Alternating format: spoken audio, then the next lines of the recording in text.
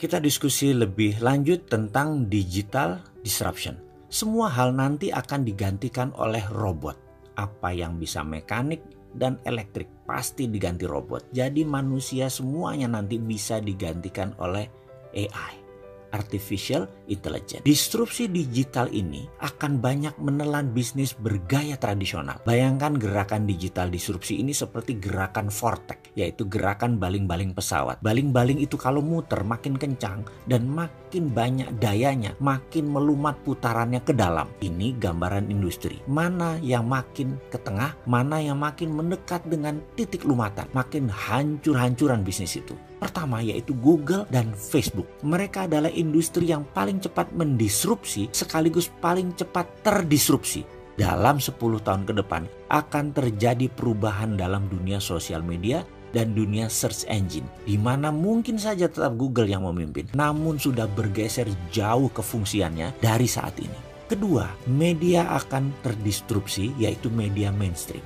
Kompas, Femina, Jawa Pos, RCTI, TVRI tidak tahu lagi sampai kapan. Namun di tahun 2030 rasanya semua itu menjadi dinosaurus, hilang. Contoh saat ini ya, Net TV itu tiba-tiba melay-off banyak karyawan. Persaingan mereka itu dengan individu yang asetnya minim. Bayangkan Net TV itu asetnya heavy sekali dalam overhead. Dan bagi perusahaan, overhead yang besar itu adalah kanker bagi perusahaan. Dibandingkan dengan apa? Dibandingkan dengan Ria Ricis, ya jelas aja penontonnya lebih banyak Ria Ricis. Kenapa? Karena lebih disenangi saat ini. Bayangkan, Net TV itu investasinya 3 triliun untuk dapat viewer 1 juta per hari. Channelnya Bosman Mardigu itu 1 juta juga viewernya per hari. Dari YouTube, IG, dan FB. Modalnya berapa? Kecil sekali. Atta Halilintar per hari itu 7 juta viewer. Deddy Corbuzier itu 6 juta viewer. Raffi dan Gigi itu 10 juta viewer per harinya. Modalnya nggak sampai semiliar. Bubrah itu semua media mainstream. Apalagi nanti waktu 5G hadir di Indonesia tahun 2020 dan 2021. Generasi milenial dan generasi Z tidak nonton TV. Nontonnya semua berbasis internet. Ketiga, apa yang terdisrupsi? Retail shop.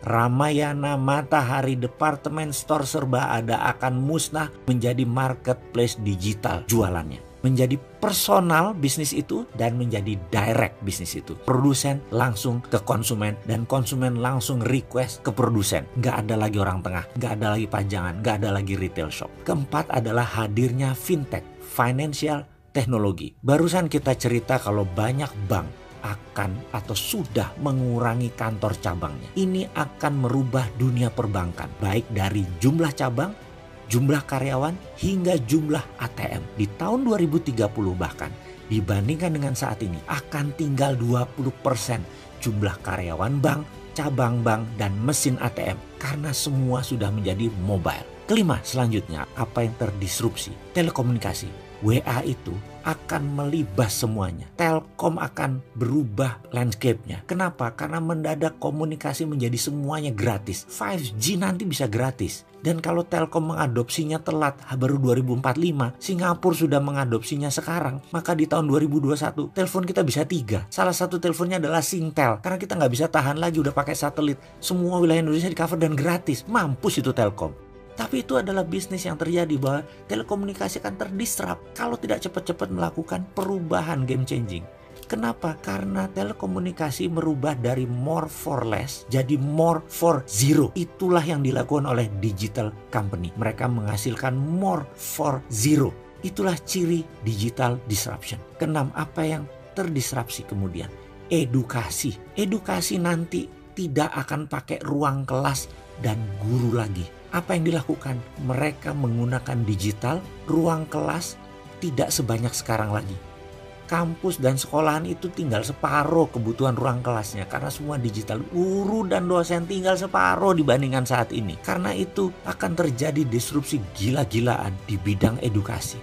Dan ini akan membuat shock. Kuncinya sekali lagi, dalam digital disruption, cirinya adalah kita menghasilkan layanan yang more for less. Jadi produknya 10 kali lebih bagus dari yang existing. Tapi 10 kali lebih murah dari produk yang existing juga. Kalau itu sampai terjadi, maka industri akan digoncang oleh layanan more for less dan more for zero.